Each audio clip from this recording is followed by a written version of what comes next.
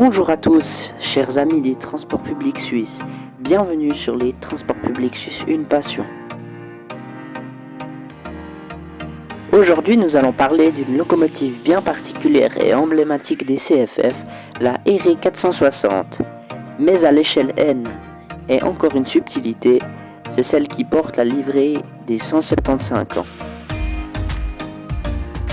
Alors c'est parti, on démarre tout de suite, générique.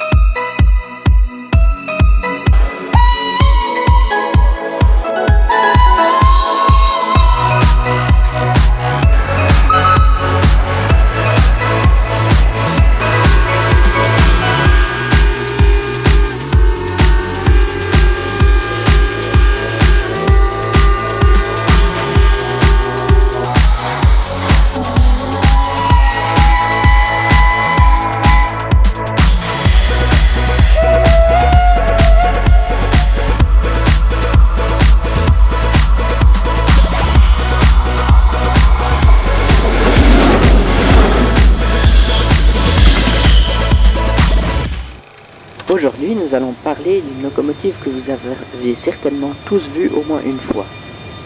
La RE 460 des CFF.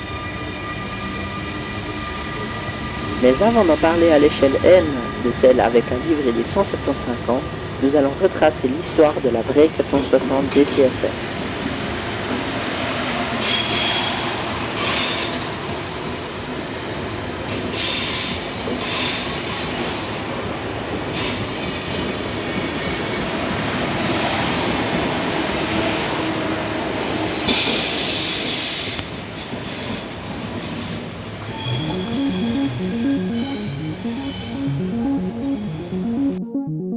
Les RE 460 sont des locomotives appartenant au CFF.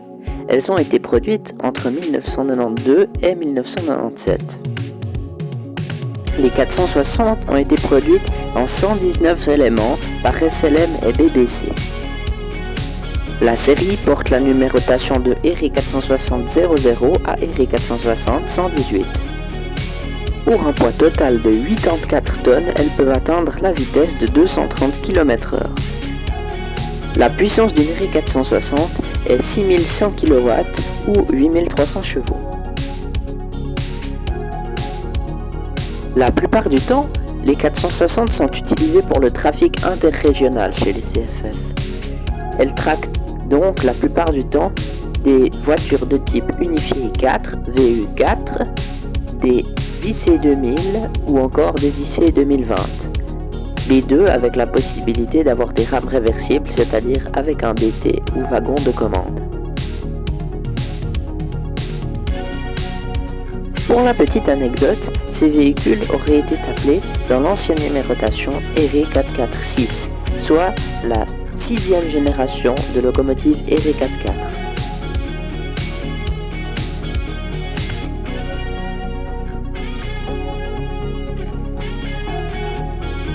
Faites donc attention de ne pas confondre la RE 465 du BLS avec la RE 460, car le design de la RE 465 est exactement le même que la 460, mais la 465 est quelque peu plus puissante et pèse 2 tonnes de moins.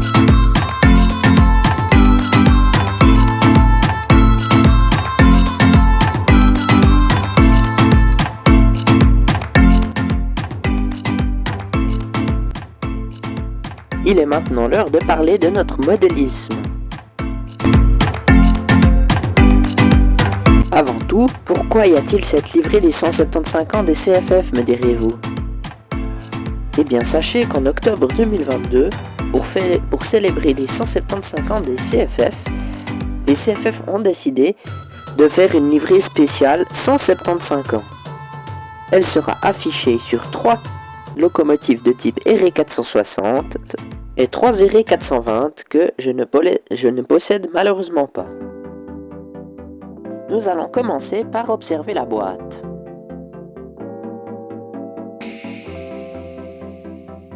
Donc on peut très distinctement constater que cette locomotive est une locomotive de marque Fleischmann. Elle porte la référence 731-369 et est DC digital sonorisée.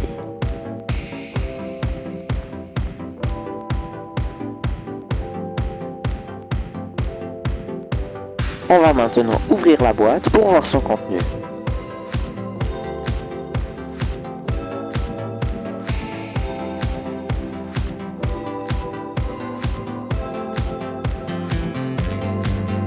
Voilà, la boîte est maintenant ouverte. Donc sur ce plastique devrait normalement se loger la locomotive qui est encore sur mon réseau. On peut trouver au fond de la boîte, sous le plastique de la locomotive, les notices. Celle-ci par exemple est la liste des fonctions sonores de la locomotive.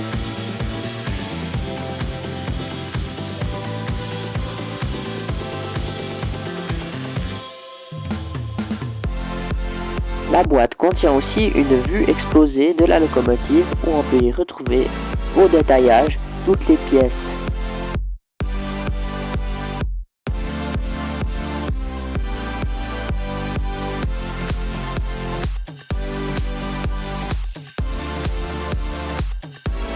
Il est aussi indiqué que les pantographes sont très fragiles et qu'il ne faut pas les lever à la main.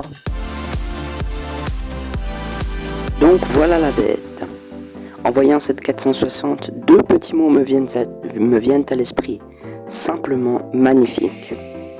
Fleischmann a tapé très fort en ce qui concerne la décoration. En effet, la carrosserie est arborée d'une magnifique peinture.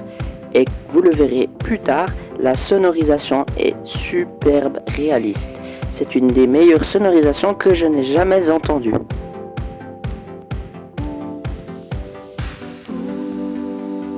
On passe maintenant au test des différentes fonctions digitales et sonores de cette magnifique 460.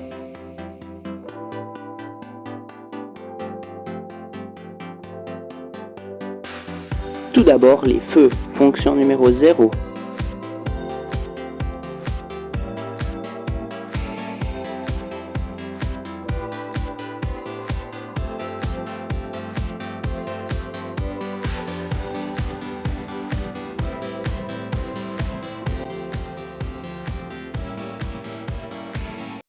On passe maintenant à la fonction numéro 1 qui est le son d'exploitation de la locomotive.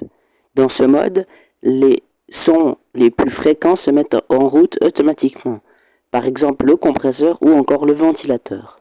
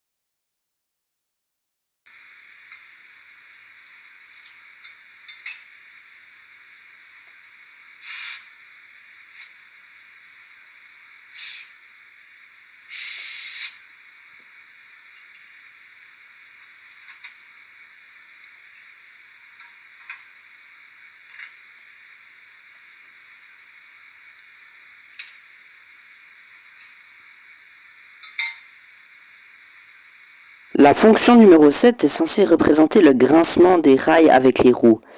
Je trouve malheureusement que ce bruit n'est pas très bien imité. Vous le verrez, portez bien attention au bruit lors de la marche de la locomotive.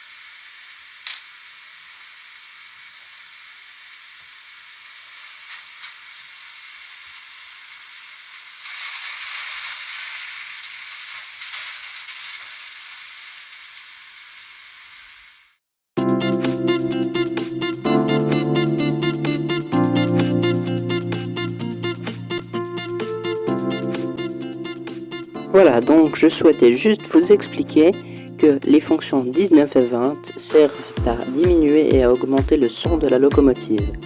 Mais je ne l'ai pas testé parce que de toute façon, à la caméra, vous n'auriez pas entendu la différence et cela aurait déréglé mes choix.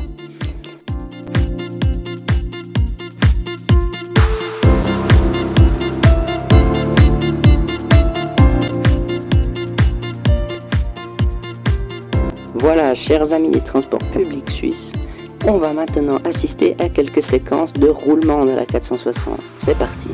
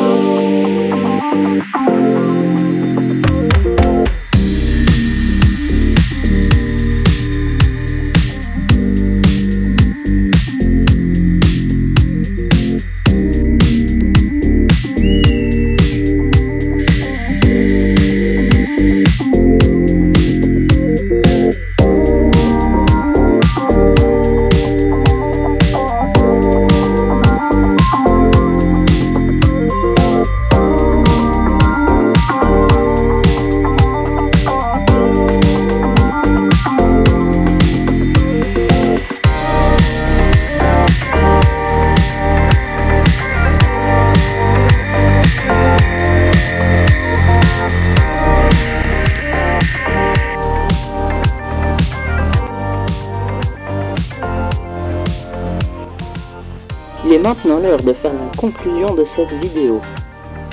Voilà, maintenant je vais vous citer les raisons pour lesquelles il faudrait acheter cette machine et pour lesquelles il ne faudrait pas.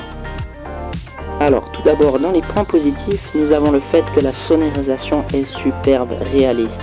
Vraiment incroyable ce point-là. Deuxième point positif, c'est son prix, qui n'est pas excessif. Troisième point, les pièces sont de superbe qualité. Et quatrième et dernier point, le roulement de la 460 est excellent. Passons maintenant au point négatif. Premier point négatif, c'est que le son du frottement entre les rails et les roues n'est pas très bien imité, mais ça c'est en détail. Deuxième et dernier point négatif, les pantographes sont vraiment trop fragiles. Je donnerais à cette locomotive la note de 9,5 sur 10.